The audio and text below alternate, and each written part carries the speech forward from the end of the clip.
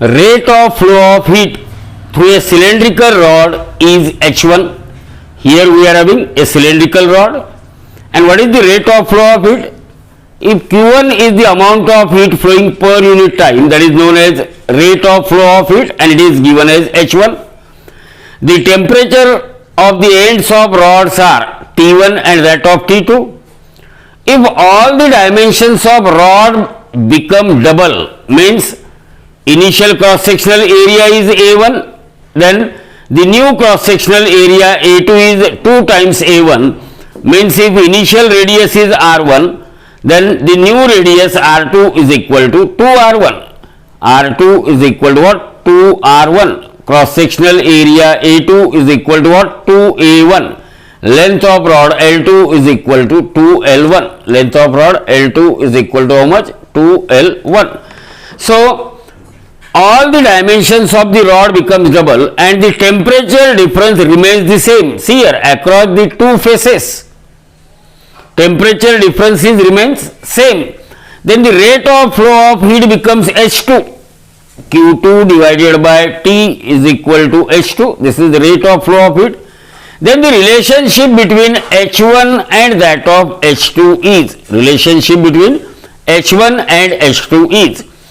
Now by definition, rate of flow of heat, say it is denoted by H, rate of flow of heat is equal to coefficient of thermal conductivity K into area of cross section or area of the two faces, two opposite faces, into difference in temperature T2 minus T1, difference in temperature T2 or T1 minus T2 divided by the distance between the two opposite faces, say it is L, say it is L. But because here we are having a cylindrical rod, so what is the cross sectional area of cylindrical rod? It is pi r square. Cross sectional area is pi r square.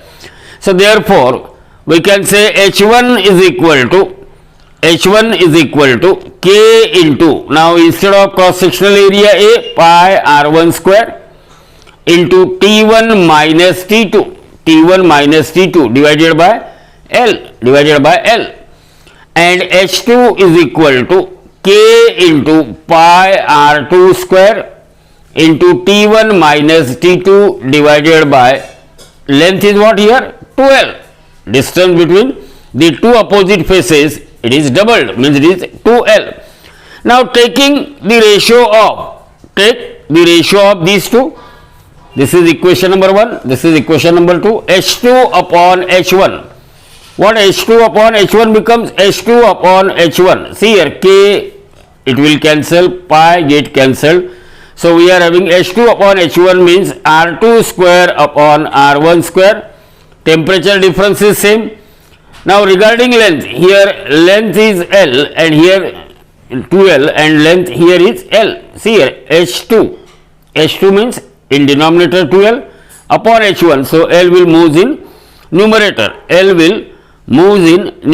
So this is equal to, now R2 is equal to 2R1 radius. So 2R1 whole square upon R1 square into this L get cancelled with L. So it is 1 by 2. So that is equal to 4R1 square upon R1 square into 1 by 2.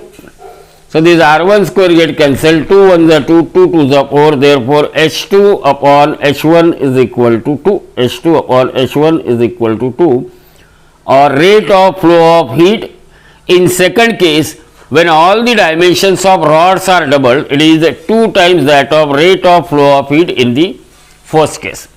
So out of 4 options, which option is correct? Look at option number C, H2 is equal to 2H1, H2 is equal to 2H1. So option C is the correct option for this question.